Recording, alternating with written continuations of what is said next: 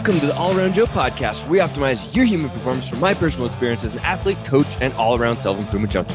On this edition of the All Around Joe podcast, I am talking with Dr. Joseph Antoun of L Nutra. He's the CEO of L Nutra. He is an incredibly accomplished individual who has worked in all kinds of different facets in the medical industry, and now to have become a doctor and then a CEO of a company, that's something that we don't find a lot in this world. So not only is he impressive, he is really easy to talk to, and this is a very fun conversation. In fact, this is one of the most fun podcasts that I've had in a long time because there's so much good information here. I've done the prolonged fasting mimicking diet, which is what we're going to talk about today, as well as different types of fasting. What is the ideal amount of fasting that you should be doing? What is the ideal time frame? And many other things as it relates to fasting, as it relates to health, how you can improve your performance and or weight loss. This podcast is packed. And like I said, I just had a blast talking with Dr. Antoun, and I think you'll really enjoy the show as well. So without further ado, we're going to hop right in to this show with Dr. Joseph Antoun, and I hope you enjoy it. All right, we'll see you on the other side of the show. Hello, Dr. Joseph Antoun. How are you today? Excellent. Happy 2020. Yes. Look forward to talking to you today. Absolutely. I'm excited to have you on the show. Like I mentioned before, I've been a fan, a follower. I've heard you on other podcasts before, and I've done the fasting mimicking diet several times. So Great. I'm excited to dive into this today and get to know you a little bit better. Fantastic. Look forward.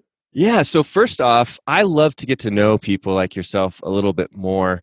Where did you grow up, and how did that lead you, as long as you want to dive in, to where you are today? Yeah, I was actually born in Lebanon during the war over there, and for those of you who know, it was a little bit of war that divided the country, and I'm a minority Christian, and it was always difficult growing up in that region. You know how you get brought up, but it builds a sense of compassion, a sense of thinking about life, about what's important in life, and this is what drove me to health. So I wanted to be a physician. I wanted to help people in need, and so I started med school there, and then decided to go and come to the U.S. and do some of my rotations in here. And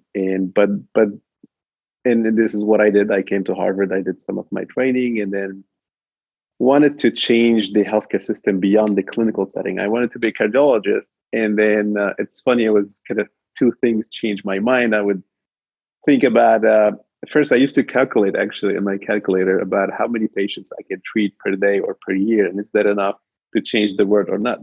And no matter what number you would use, I would use, multiply 10 per day. And for me, it wasn't really enough. But also I felt that the medicine we were trained is a medicine that starts when you're sick. And for me, that was too late, right? And some of it makes sense, obviously, and the role of medicine, the role of pills and surgery is critical. But some of it didn't make sense, especially, say, sitting in a cardiology clinic, you have a patient who has a little bit of a higher blood pressure now, has a little bit of gained weight, has a little bit of higher cholesterol and higher CRP, and it's a profile of a stressed person who gained weight and is developing insulin resistance. And the solution should not be for pill, one for cholesterol, or one. It could be, but if lifestyle fails, and the true solution is how can we help this person improve his life from a sleep, from nutrition, from an exercise, but we were not taught that. We were taught to screen whatever hits a threshold and give a pill. And I felt this is not the sick care model I want to lead. I wanted to lead a healthcare model. And so I said, the only avenue for me was to, get an extra education in health policy and public health. So I did health policy at Harvard, I did public health at Hopkins, and learned about how governments change the healthcare system. And since then, I led a career learning how you can innovate in healthcare with pharma and biotech. I consulted with many governments about how to improve the healthcare system, but there was always a void in me in a sense that why everyone in the healthcare system will tell you the same thing. We should do more prevention. We should do more, but then it doesn't happen. And because there's no real platform for prevention. How, we're telling people not to drink. We're telling them eat healthy, but life gets into you. You get stressed every day. You have food supply is so easy. You have a refrigerator waiting for you every night at your house. So it's difficult. And then there was one instant that changed my life. Actually, I was talking to a thoughtful leader in the field of aging, and for me, I didn't even know at that time the field of aging existed. And he asked me a question. He was, how come we, as meaning doctors or health policy experts, why we're treating the four biggest killers of us, meaning Alzheimer's, as if it's different than cardiovascular disease, as if it's different than diabetes, as if it's different than cancer. I'm like, what do you mean they're completely different diseases? And he was, if they are different, but if they're completely independent, why you don't get diabetes at your age 20? Why you don't get your first heart attack at age 22? Why you don't get your first most cancers at age 25? And why you don't get Alzheimer's at age 18? They actually all come at later stage in life, or in most cases, which means actually it's the well-being of your body and the aging process. That's the main element driving these diseases. And when the brain ages, and if the first symptom comes in the brain, we call it Alzheimer's. If it's the cardiovascular system that with age stacked up some cholesterol and get high inflammation with aging, a plaque, breaks down, and now you have a heart attack. So these are expressions of aging. And if you want to change humanity from a longevity standpoint, you should work on biological aging and keeping the body healthier longer. That actually changed my life, because for me, prevention now was tied to a concept called biological age. And if you can find ways to slow your aging process, you're actually pushing all these four major killers further during the life. And therefore, you're going to stay healthier longer, and you can live longer but not sick. What we're doing today, you live long on a pill, you live long healthy. And that was a big aha moment in my life. And I started traveling across the country and internationally looking for aging experts.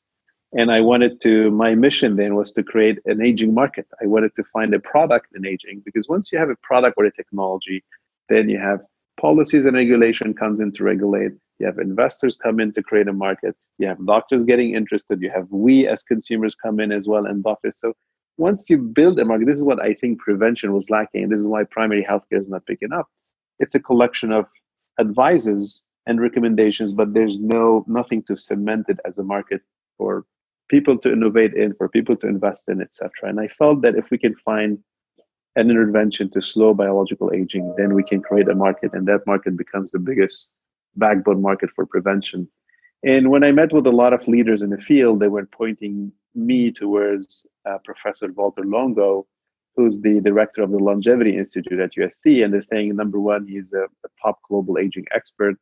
Number two, he figured out that fasting can be a really powerful intervention to slow down and then sometimes reverse a little bit biological aging.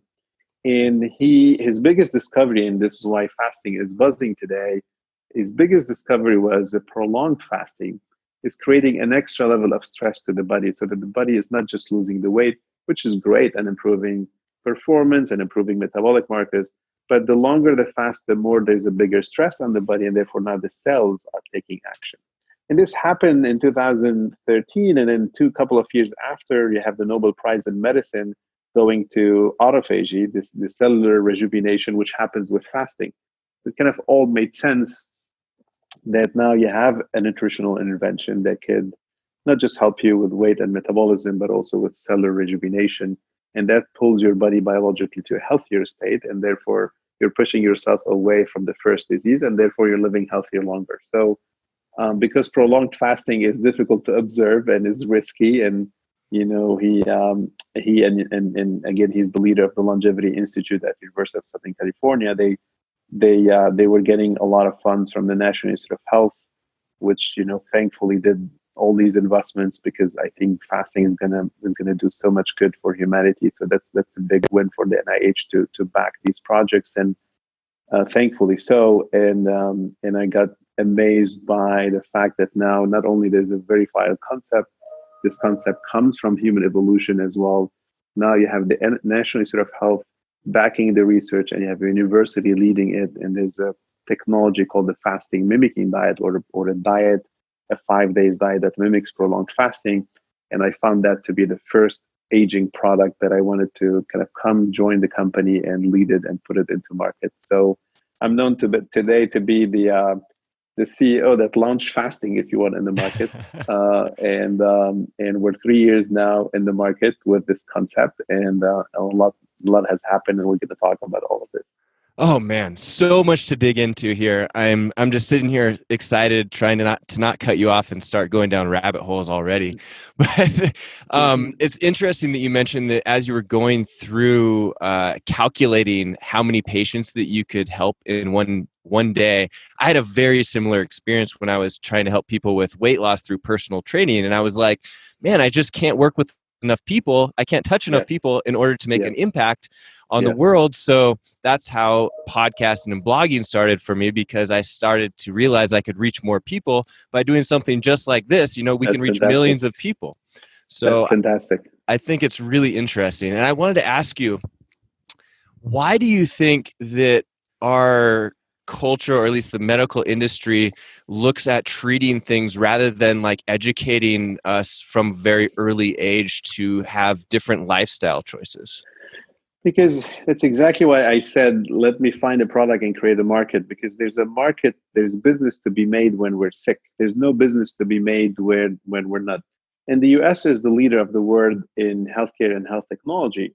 The US is a very peculiar market. If you remember, up until today, the majority of, and it was an overwhelming majority of the healthcare system in the US is a private system. The insurance system in the US was born out of private sector, not out of the government sector. The government came in with Medicare and Veterans Affairs and the Indian Health Affairs to close the gap, but it was started in the private sector. The private sector developed insurance not on a preset plan to keep people necessarily healthier longer. That's obviously one of the plans, but it was mainly because there's a high pay that needs to happen when you go to the hospital. There's a pay that you need to go when you go to the physician, and the insurance was built to cover this risk of expenses.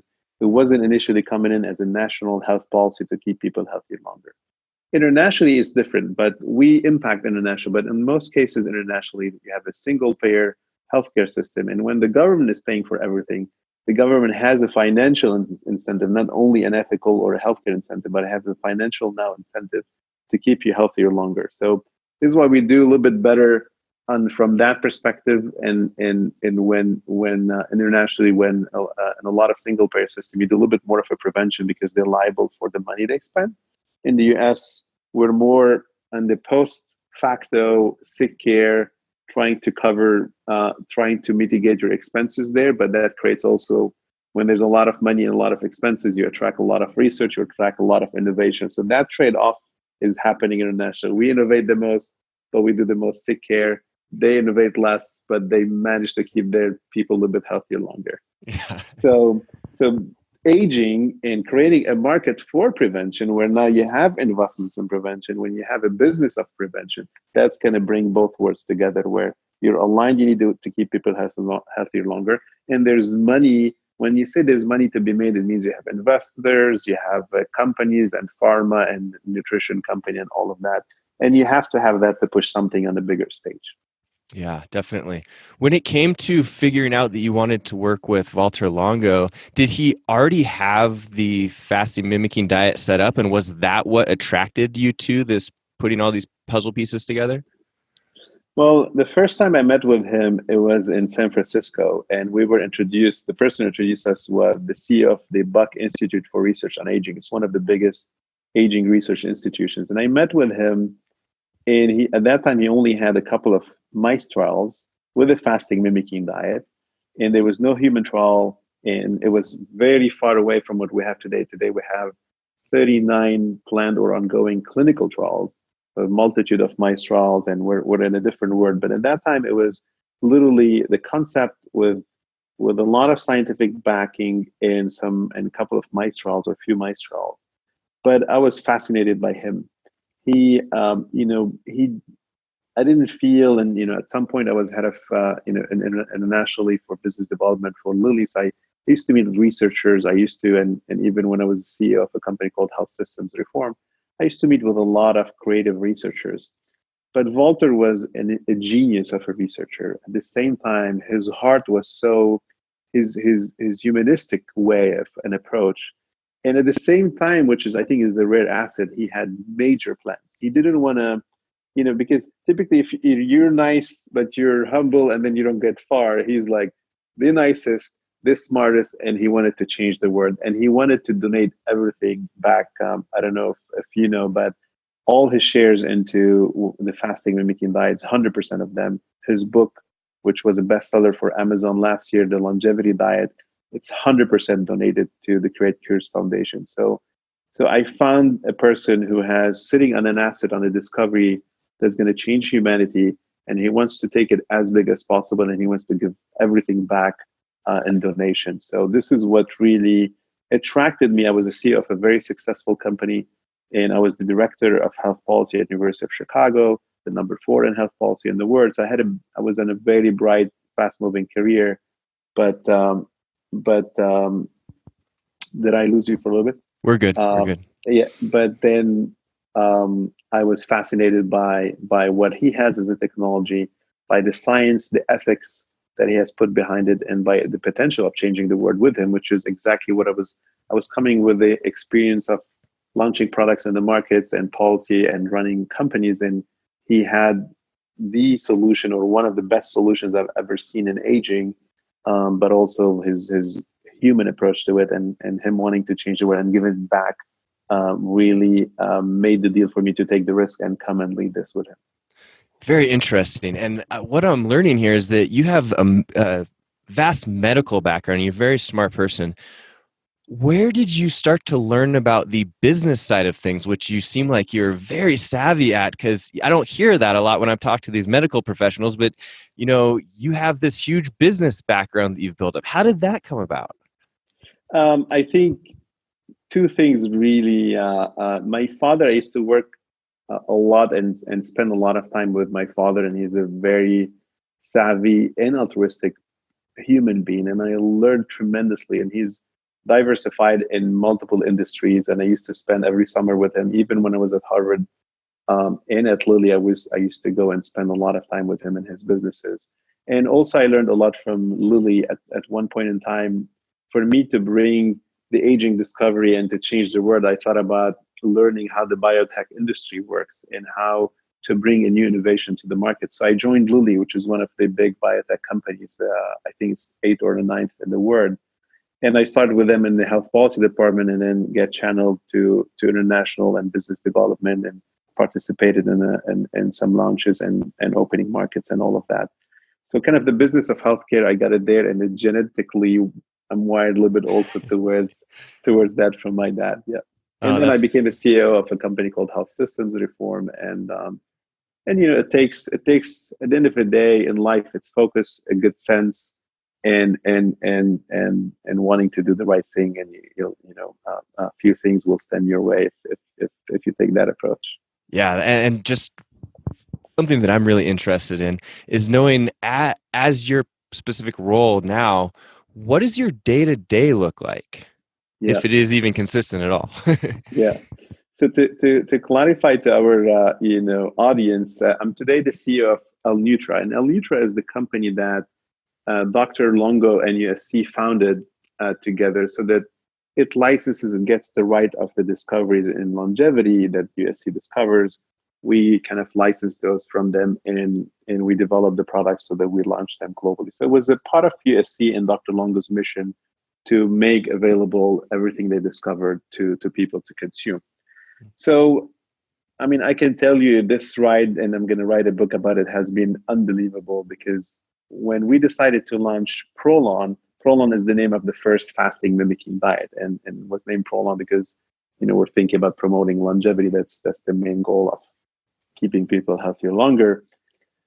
Um, the first, if this is we're talking 2016, so 4 years ago, when today everyone heard about fasting and intermittent fasting. 4 years ago, there was nothing, no discussion in the public domain about fasting.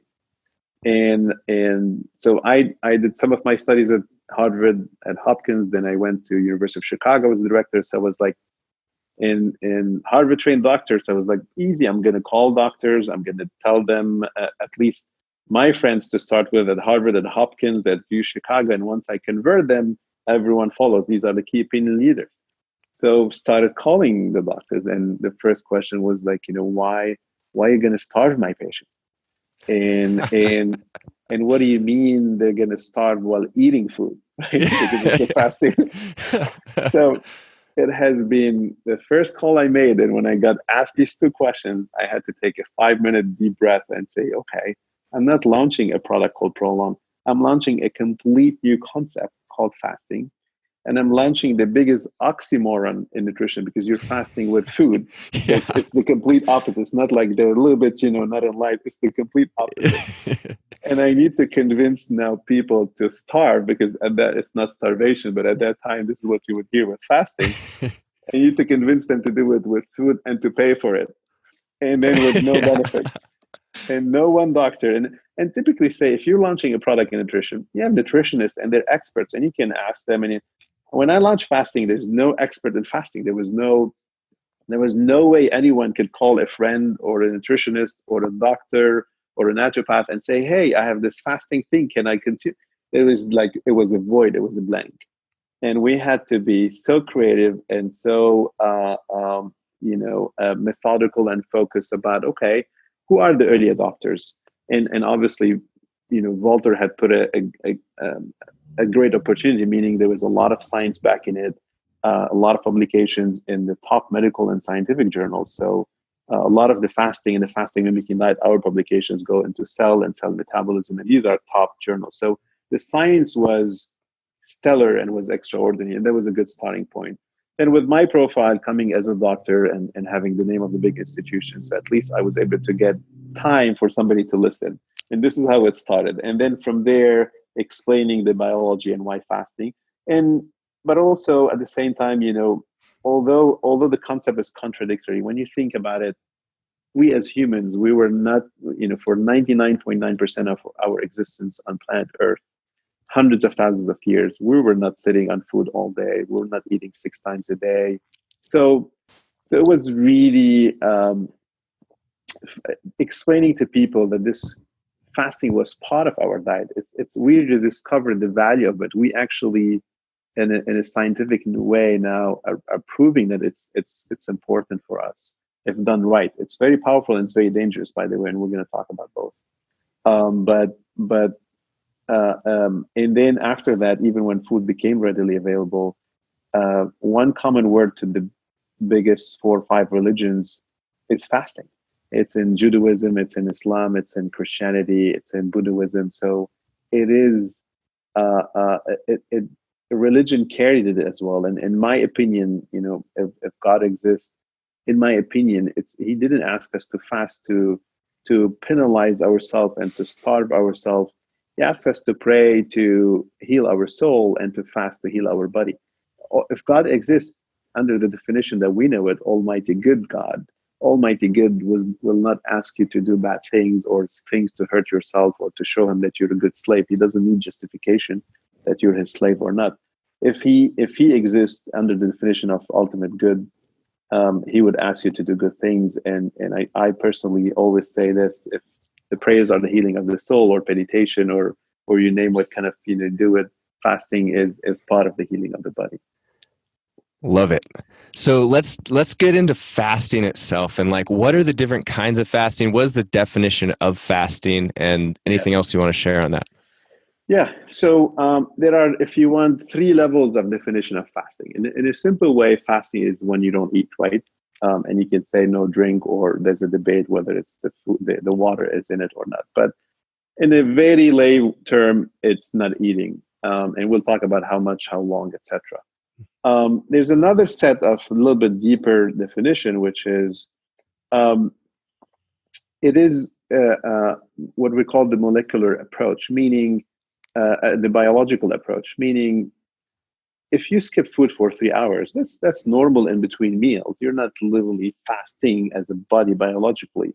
So the body gets into a fasting, meaning if you want, starts defending itself against fasting when it gets several hours, or for certain people a day or a day and a half, it starts breaking that. It asks the liver to do what we call neoglucogenesis, meaning bring some of the glucagon back to the blood, and it starts breaking down fat and transform it to ketones. So another, if you want, biological definition of fasting, it's going for several hours and close to a day, or a little bit over, until you start producing ketones, right? Okay. Or we get to get into this is biological, meaning now the body is fasting because the defensive mechanism against fasting is happening. There's ketones in to try to feed the body, because there's no sugar in. You try to live off your fat for the brain to use ketones instead of sugar, if you want, no carbohydrates. There's a third definition, which is what we brought to the market, which is actually you could be eating, and it's not the absolute no food. It is you can be eating, and the cells up until the cell senses the food. So let me give you an example. If the cells, what Walter discovered, has multiple pathways that senses the food coming in, and then they trigger downward signals for aging, for satiety, etc. So if you feed a cell but not enough for the cell to be convinced, the cell will still fast, will still meaning protect itself. It's like if you need $1 million per month to operate your company. If I come in and I give you $50,000, it's not like you're satisfied and you're going to keep hiring and you're going to grow, right? So Right. there's a deduction now. If I give you 800,000, you're gonna grow. You're gonna say, hey, I have a little bit less, but I can still expand. I can still so so the fasting mimicking diet concept is we discovered that you can feed a cell and keep it in a fasting mode, because it's not recognizing the food to a certain threshold. The radars are not triggered enough. And that's the concept that we discovered, which is, or USC and Dr. Longo and we license, which is how much you can feed fat, proteins, carbohydrates, and the micronutrients to nourish a cell. Now, we're not talking starving a cell, how much you can feed cells up to a point where the cell says, I'm still not convinced. It's under the radar, so I'm going to still be fasting and therefore doing autophagy and doing the rejuvenation, etc. So that's a deeper definition of fasting. Now we're talking fasting with food, and it requires a very special formulation that Dr. Longo discovered called the fasting mimicking diet, which now has over 20 patents and a lot of science behind it, because that makes fasting now much healthier in the sense that it increases compliance, and it makes it a de-risk a little bit the risk of absolute water fasting for several days. And you can have a drop in your blood sugar. With the fasting mimicking diet, you're getting some sugar.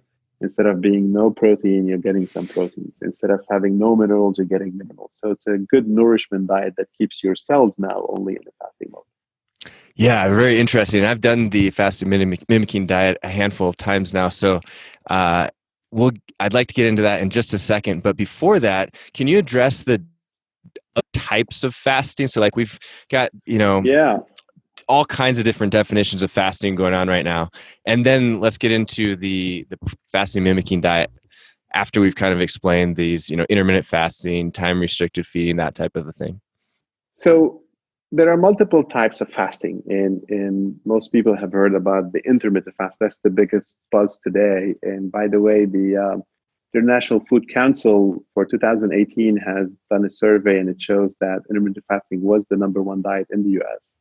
In Wow. 2019, it became the number two diet, just second to clean eating, which is something that we all want to do. But if you look at the pure dietary pattern, the intermittent fasting came second, which is practically first, Yeah. after clean eating. So it's a widely observed practice today in the U.S. And then so there's intermittent fasting, which we're going to define. There's a small category. There's a debate around it called short-term fasting, and then you have prolonged fasting. So intermittent fasting is, fasting for several hours up to 1 or 2 days max. And then short-term fasting is 2 to 3 days. And then you have prolonged fasting, which is longer than 3 days. Okay. If you want to keep kind of this high ranking or high classification. Sure. So intermittent fasting, today, if you ask most people what is intermittent fasting, they always remember the 16-8. That's the most prevalent, meaning 16 hours of fasting, 8 hours of food, which is the more scientific way of calling this type of fasting. We call it time restricted eating. meaning you're restricting the time of food during 8 hours. So let's talk about different time restricted eating, or the opposite is how much intermittent fasting you're doing. Um, in there's a 12, what we call 12-12, which is 12 hours of fasting, 12 hours of feeding or of nourishment. And then you can go up to 12, 12, 12, then 10, 14, and then 16, 8, and you can go longer. So there's this debate happening today on what's the right amount of intermittent fasting, what's the right amount of restricting your food. Professor Longo, and this is what we're actually most known for, is we're the only, if you want, institution as USC and company that is doing extensive preclinical and clinical research, as well as global epidemiological research on fasting, all of it for now over 15 to 20 years. And he had the chance to go around the world and meet what we call centenarians, people living 100 and beyond. And because he was interested in longevity, not just fasting, and trying to see what they eat, how they eat, and all of that.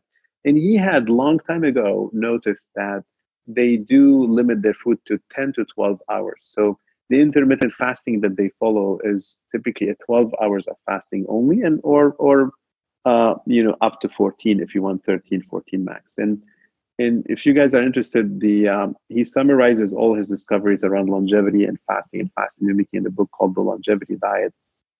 He launched it last year. It became #1 Amazon, I think, bestseller. And you can read a lot there about what to eat if you want to eat like a centenarian and live up to 100, just based on multiple scientific and observational practices. But so what we recommend, if you want, is if you're healthy, otherwise, if you're fit, you're not obese, you don't have a specific condition, you just want to balance your body, going 12 hours a day, which rematches your body with what you're supposed to observe, right? There's because it's circadian, it respects the circadian rhythm. Our ancestors for hundreds of thousands of years, before we had all the refrigeration, electricity, and all of that, they used to sleep when the sun was down. They have their early dinner, 6, 7 p.m., 8 p.m. max. Then you sleep, you wake up in the morning, you have some leftovers, or if you save some, so you eat again at 6, 7, 8 p.m. So it's a 12 hours balancing. And it's important because you eat during 12 hours. The problem we do today, we keep snacking on, in between. So instead of spending what you're eating and going back and then needing food again and then eating again, what we are doing today, and it's why, not why, but main driver of why America is becoming obese and we have 73% rates of obesity, is we're eating multiple times. So you're adding more to your checking and savings account rather than your spending. So just the accounts keep growing, and this is what's happening with us. So the 12-12 basically allow you to eat during 12 hours, or say 10 hours, and then you do 14. And then basically your body digests, your body kind of starts using the calories, and then gets in need again, after the 10, 12, or 14 hours. And this is when you eat again. So that's we call the balance, or the circadian, because it follows the nightly fast, intermittent fasting. This is something we believe should be a common practice for everyone there are always exceptions when we say everyone scientifically, it's not the right word, but for mainstream to observe. Now it gets interesting when, say, you're obese, or you're at a certain age and body fat composition that you really need to lose the weight, right? You're starting experiencing. There's an article that was published recently in Cell Metabolism addressing that. You have a little bit of hypertension, you have a little bit of starting to see higher cholesterol. So meaning things derived from you being obese and aging. And in these conditions, there's a lot of now indication where you may want to extend a little bit your fast, so that because it might make sense to lose the weight on the short term, which your body needs. And why I'm being a little bit conservative, because the longer you go beyond the balanced way of fasting, meaning towards 16 hours, and some people are going 18 or 20, this comes at a cost. Because yes, you want to lose calories, but at the same time, you need calories. When you wake up in the morning and you skip your breakfast, and for some, they're skipping their lunch as well. Well, guess what's happening? What's happening is your brain is functioning during the day. The brain is functioning obviously during the night and the REM rhythm, but it's resting during the night. So you really need to feed the brain during the day. This is why you lose the weight, because there's a need for calories and they're not there. But it doesn't mean the brain is not suffering. It's why you get your headache at 3 p.m. and 4 p.m. and your muscle also the muscles are active during the day. That's why you feel a little bit of weakness as well the longer you go, in fasting hours. So what I'm trying to say, the point I'm trying to make to make in here is going 12 hours, say 14 hours is still balanced. Going 16 and then 18 and then longer should have a justification, should have a short-term benefit you're seeking, but should not be probably a pattern. This is the science of intermittent fasting is still burgeoning, but the indication today is do it if you really need it. And there are some studies showing that if you also do a lot, the 16 hours or longer, could benefit breast cancer, because you're underfeeding. Again, another short-term reason that trumps the little bit maybe the suffering of the brain and the muscle with prolonged fast is once you have cancer, it's a fast-growing organ and it needs food. So it makes sense to think that if you go to 16 hours or maybe a little bit longer, you're underfeeding cancer, so you can slow the growth of cancer. There's one major article showing that. So again, it's a burgeoning science on how long you should fast, but there are strong indications that 12 to 14 is good balance. If you have a short-term reasons, weight-related, maybe breast cancer, maybe it could be other cancers, we're still on in trials, then it's justified to go longer, because going longer comes at a cost. It's not natural anymore. It's more interventional. And the cost is, a little bit the brain, because the brain needs time to switch to ketones. The fat, you don't break the fat. There's no switch at hour 12 or 14 that says, now let's live on fat. It's the stress of needing the extra calories that gets that response, but it takes time. For some people, they don't switch to ketones up until a day and a half. So in every day doing this, remember intermittent fasting for say 16, 8 or 18, every day you're taking your body into fasting, the stress, then you refeed. So there's this yo-yo effect that's happening every day. So again, we need to a little bit be careful with it and have a short-term need to do it. Otherwise, doing 12, 14 hours looks balanced. What we have done as a company this past year, 2019, seeing that a lot of people, a lot of bloggers, everyone is pushing, 16, 8 and 18, and I'm going to do better. I'm going to do 20 hours. I'm going to do 22 hours. Seeing all of that, and because we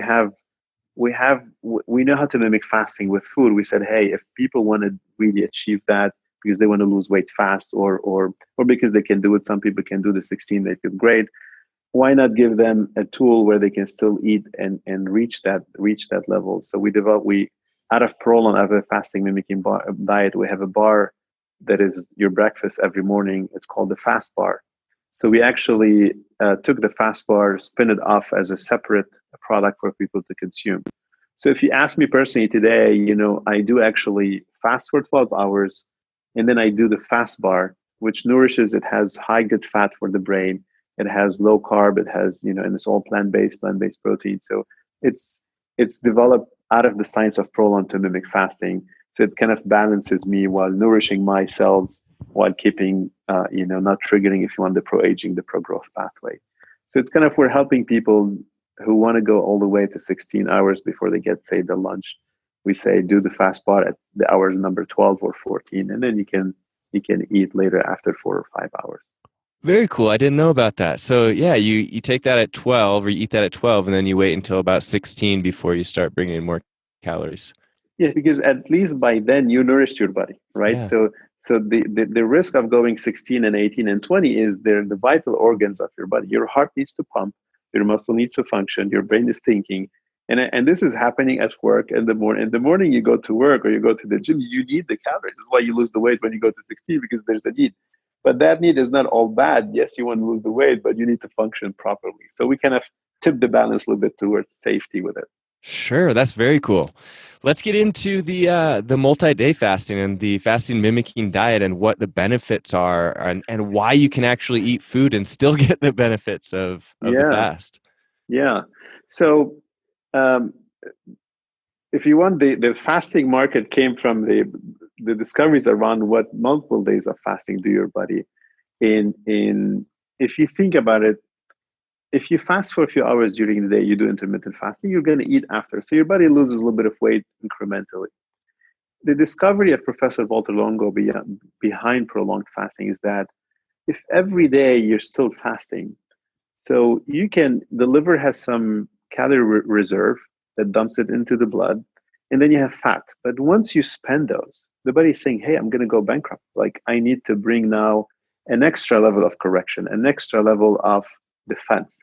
And that extra level comes from the cells. So basically, at around day 2 of 2 days of consecutive fast, and towards day 3, definitely for most people, the body is telling the cells, I cannot bring you more nourishment. I'm going to actually ask you to clean up your inside and use the debris and organelles to feed yourself. So the cell is self-eating and self-repairing, and we call this autophagy. Auto self-phagy is eat. And it won the Nobel Prize in Medicine in 2016, and it's a symptom that there's a stress beyond what the body can just break calories or short-term. So there's now a severe stress asking the cells to optimize their performance.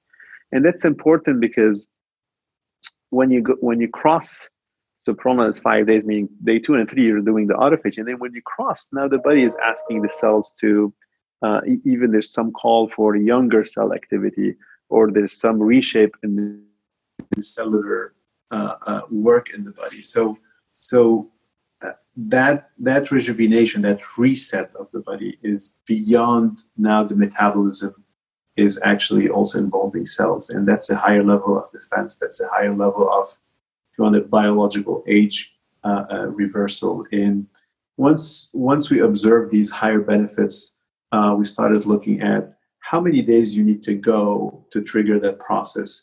But also, you don't want to go very long, because then you're depleting even the cells that try to fix themselves, and you're depleting the entire system. So the kind of the balance was on the 5 days with the fasting, mimicking that, because even 5 days of water fast is difficult to observe.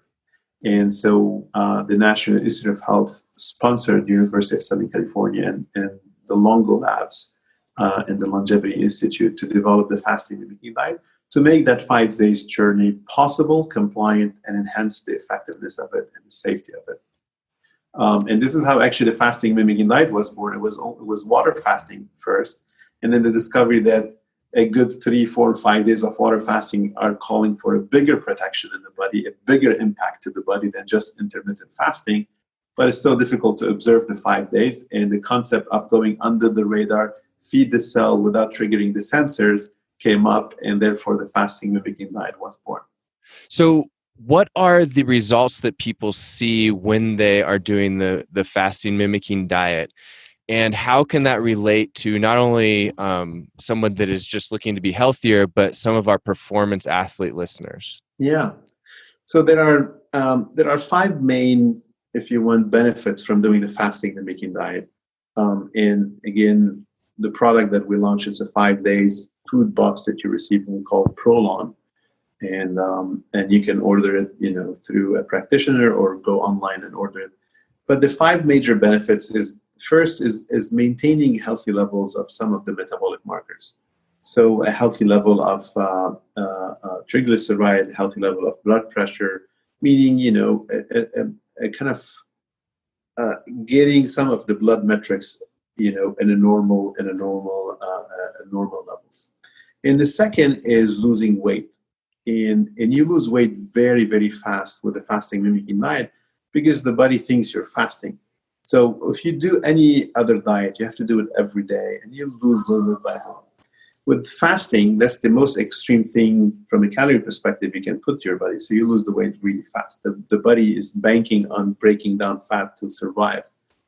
But there's a very important notion here for athletes and for fitness, aficionado, is that the main difference between fasting and a low-calorie diet is stress. If there's one word today I want everyone to leave with, is why fasting is gaining this big fame and is showing a lot of benefits, is because it's a stress. Any low-calorie diet is every day you eat less, or there's a minor stress. But when you fast, the stress imposed to the body increases the stress response hormone. So you have a high growth hormone production during fasting. and sometimes cortisol as well, because the body is trying to defend itself. It's like, if you watch on National Geographic a hungry tiger or leopard, you don't feel, they're not sitting and relaxed or tired. They're actually on alertness. They're actually on the attack. And with fasting, this is what happens with the body. You have a high growth hormone shoot. So that maintains the muscle. So the first couple of days, this is why also with Proline it's supported to go all the way to day 5. The first 2 days, the body even goes to the glycogen in the muscle because the body is looking for any source of calories or energy. But then the growth hormone, then when you cross day 2, the stress is so high because the body is in fasting, and then the growth hormone increases. And now the body is trying to reinvest into the muscle. Why the growth hormone increase? Because the body, this is how we survived as humans. When you're fasting no food, you want to push the muscle, you want to give them a boost because you're walking. You need to keep walking until you find your next prey or your next fruit or vegetable, right? So when you fast, this is what the body does. It gives you ketones, transform the reserve fat to ketones, and the ketone main objective is to keep the brain awake, because if you faint as well, you're not going to find your food. Right. So ketones to the brain, growth hormone to the muscle protection until you find your next food. And what we observe actually, and we're going to publish this soon, is in the refeeding after day 5, because now the muscle's on alert, there's high growth hormone. If you actually refeed with protein, many anecdotal trainers and trainees, and there's a lot of NBA players now, and there's hockey players and other professional players, they do Prolon, and they consume protein afterwards, and they see a big boost actually in performance, not just maintain healthy level and correction in the body, but there's a boost. Cool. We haven't objectively measured that because these are coming from the professional players, and this is why a lot of them do Prolon. But what we have measured, we have studies also on cancer, and what we've seen in Europe, some cancer patients when they were doing fasting mimicking diet, this is not Prolon, separate thing that we have for cancer, when they were refeeding with some exercise and some protein, they actually were gaining lean body mass. So that's interesting. We're going to test that. We don't have a randomized published article on it, but we do observe in the Prolon trial that there's preservation of lean body mass, but now a lot of athletes are telling us if we refeed with a little bit of protein, because you're in a high shoot of growth hormone in the body, now you can go really high. And you had lost a lot of fat in the 5 days, so you're a leaner, meaner, faster, a better performer, if you want, in that sense. Yeah, absolutely. And having done the fasting mimicking diet myself, I can attribute to, like, you do lose fat really quickly. It's quite amazing where, like, on day 2 or 3 even, I'm like, wow, my abs are really showing up. That's the switch, because day 3 is when now the cellular intervention, and your brain is on ketone already and the growth hormone is high. You get on full alertness. And you had asked me about the benefits. We said, the maintaining healthy level of metabolic factors, the weight loss, and the number 3 comes the emotional aspect of feeling high on energy, better sleep, more empowerment, more sense of achievements. Because most people have tried a type of diet, and every diet today is like you have to do it every day, and then one day, if you have to do every day a diet, it means one day you're going to stop. And with Prolon, it's just 5 days. All these major benefits, you see them after the 5 days. So there's a lot of emotional and sleep and energy benefits that happen. This is the third benefit coming out of it. The fourth is related to food, your relationship with food. Once you do Prolon, a lot of people tell us, I was addicted to X, I was addicted to Y. I used to put big plates. I used to need big volume of food to get satisfied. Now I actually realize that I don't need so much food. I don't need to eat big volumes per meal. I don't need to eat all the time, and I don't need to snack in the middle of the night and all the kind of, if you want, bad behaviors we used to have, or the relationship. A lot of us, they say, I changed my relationship with food. And that's the fourth major benefit with the product. And the fifth one, which is the summary of all of those, is really biological aging and wellness and longevity. So that's the goal. This is what we're trying to do, is how can we help you live healthier longer? Yeah, absolutely. And it's funny that you mentioned that, because I found that strange relationship as well, where I don't feel like I need to eat as much. I feel like I slow down when I'm eating, and I've chewed my food a lot more now since doing it, which is interesting. Like, I don't know why, but it's like I appreciate it more. Exactly. And even the taste, when you sit and eat, you, like you see, you appreciate it, you enjoy it more. It's not shoving in a volume anymore. It's really eating something you feel is delicious, is nutritious, but then you stop when you're barely, getting satisfied, and that's fine with you. Yeah, absolutely. I've got two more questions for you, and then I know that we're coming close here to the end. When someone is doing the 5-day fasting mimicking diet, should they work out at all from an athlete standpoint? And if so, how much, how hard should they work out? And then the Yes. second question is, how often should somebody who Yes. is healthy or not healthy be doing the 5-day fasting mimicking diet? Yes.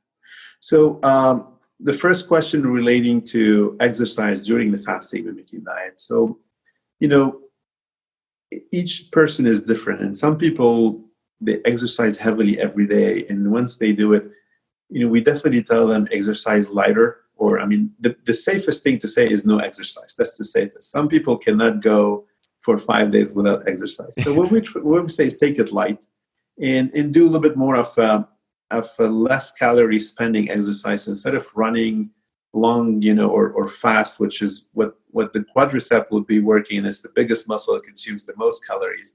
Maybe you do the weightlifting during these days, because then you spend less calories. So it's not exercise itself is a contraindication as much as exercise will create a lot of calorie need, and then you're on a low calorie fasting mimicking diet. We don't want you to experience a hypoglycemia or a low energy. This is what we're talking about. There's no direct contraindication based on the ingredients or anything. Prolon is plant-based, is a natural, diet, but we don't want you to over-exercise so that you don't have a big need for calorie that you cannot, you don't satisfy your body with. So if you're an aficionado of sports, maybe this is your 5 days of weightlifting or yoga level of training rather than intensive running. So that's the best answer I can give, and it's always the safest to not exercise if you can during the 5 days.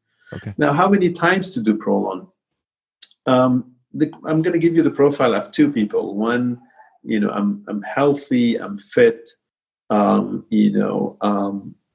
I don't need to lose the weight. I don't think I have any metabolic issue, etc. Then you can do Prolon 2 to 3 times a year. You don't need to do, and you would not hear that from a lot of CEOs of nutrition companies. You actually only need to do it 2 to 3 times if that's your need, and you do it mainly to keep your body in check. I always I compare Prolon to in a Formula One race. It's a pit stop, and you stop once, twice, max 3 times. People, you change the wheels, you change the oil, etc. It's a checkpoint, and you stress your body.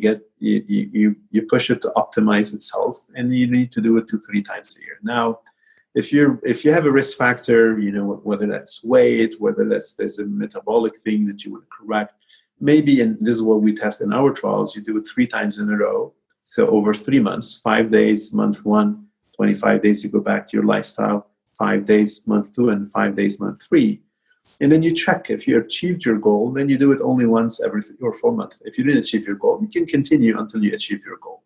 So you do it more every month for 3 months or a little bit longer to achieve a short-term goal. And then you can do it just 3 times a year if you want, from a pure rejuvenation perspective. Okay, very cool. And how I've done that as well to check is I've done inside tracker blood testing to see how it's affected me, and that's been really interesting. So if anybody listening is looking to check on some blood markers, that's always fun to do with this. And one last question before we go. How do you tell people that they should be using the Prolon kit versus the water only fast to push them over the edge of yes, you should be doing this? I'm a huge fan myself, and I've been telling people as well, but we have you here and you are the expert on why people should be using this kit versus something else.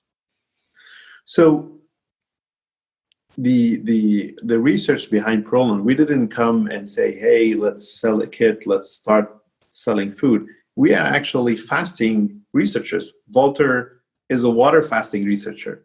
And then, when he discovered the benefit of 4 and 5 days of water fast, with all what we talked about, and we went into clinical trials, we couldn't recruit people because it's so difficult to fast for 4 days, and it's not safe.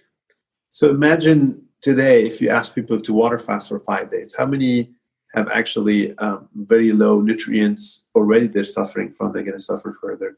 How many have predisposition to lose blood sugar and have hypoglycemia and fainting? That could happen. How many would have episodes of low blood pressure? So water fast is not just difficult to practice, but could be unsafe for some. Now, you can do it in clinics, and there are clinics for water fasting. If you have a physician there and you're observed and you're resting, you can do water fasting. There are clinics around the world that do that. But for us to come, because we as an ethical company and I as a doctor, the first thing you need to care about is the safety of your patient or your consumer, and then the efficacy. So water fasting definitely is efficacious, but is it safe? And the other aspect is what we discovered with the fasting mimicking diet is there could be some enhancement even of the effect. And we were actually, Walter knew that by design. It was called the fasting mimicking and enhancing diet when I joined the company. And it's too long to say fasting mimicking and enhancing diet, so I skimmed it to fasting mimicking diet. But there's an enhancing effect beyond water fasting, and you'll be like, how come you can go on certain metrics beyond? And let me give you the example. If you have a company, say, again, that needs $1 million per month to operate, and if you give it $0, like the next day you come to the CEO and you tell them for the next 5 months, $0. So yes, he's going to correct and he's going to try to survive, which is all good. But at the same time, he's going to take very difficult decisions that can harm the company. If he cannot pay his superstar employee, they're going to leave. If he cannot pay for supplying his products, he's going to not be able to sell, and he's going to definitely go bankrupt. So beyond the positive aspect of the stress, there's a negative aspect of the stress, which is really driving bankruptcy.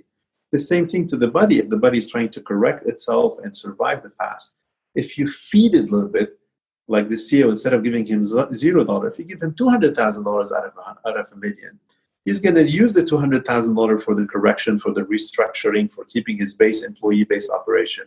And then he's going to feel the stress of the 800,000 gap and try to restructure there.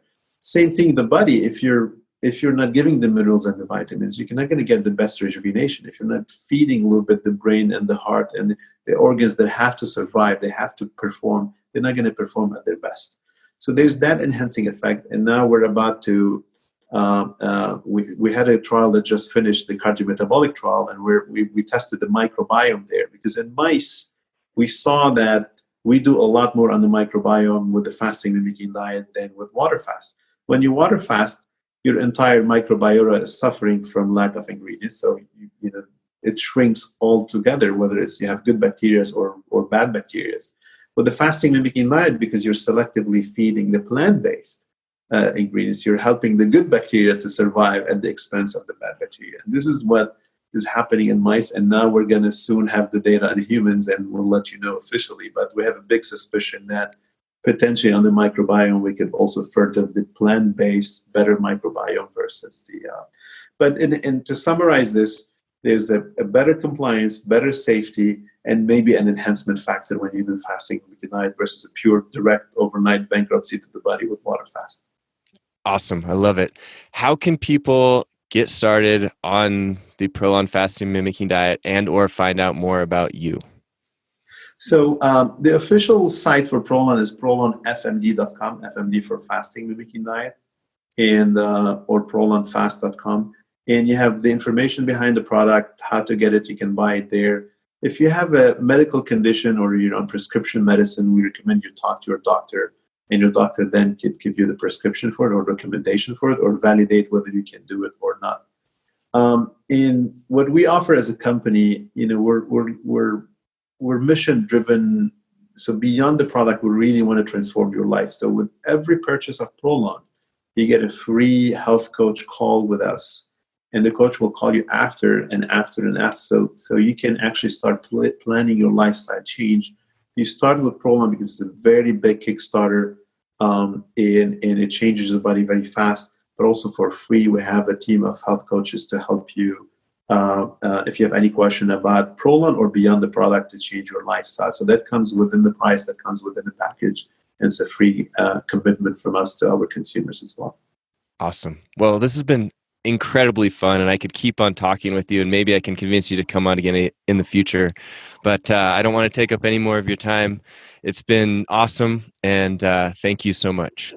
Thank you very much. It's a pleasure to be able, through people like you, because you're angels of change.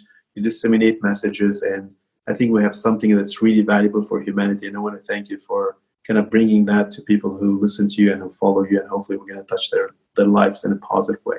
Well, I appreciate that. Cool. Thank you. Thank you very much. We'll talk soon. Yeah. Bye.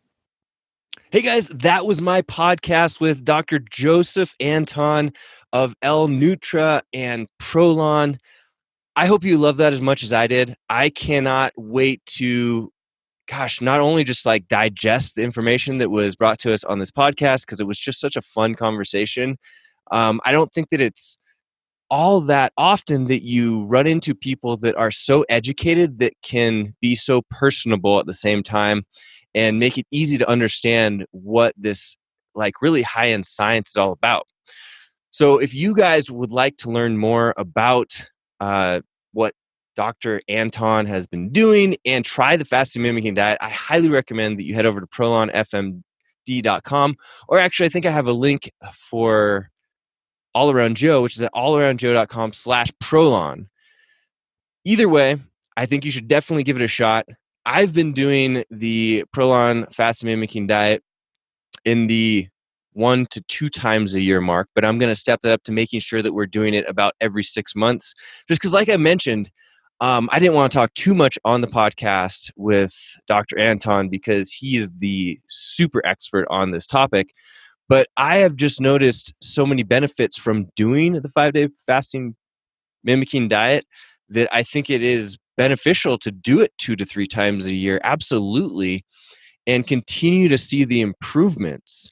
And I recommended, do the inside tracker testing to see how it improves. If you're doing the inside tracker every, 6 months or 3 months or however you feel like you should be doing that, then you're doing the Prolon fasting mimicking diet. You can see the actual changes that are happening, and it's really powerful. Not only that, you can see changes so fast when you do the 5-day fasting mimicking diet in just your body fat percentage. I'm already a lean person, but I definitely notice the body fat reduction when I do it, and the increase in energy, the more enjoyment out of food.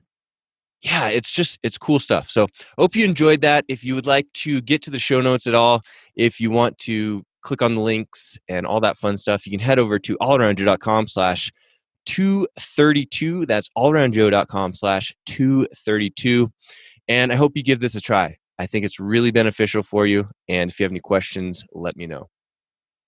The All Around Joe podcast, where we optimize your human performance from my personal experience as an athlete, coach, and all-around self-improvement.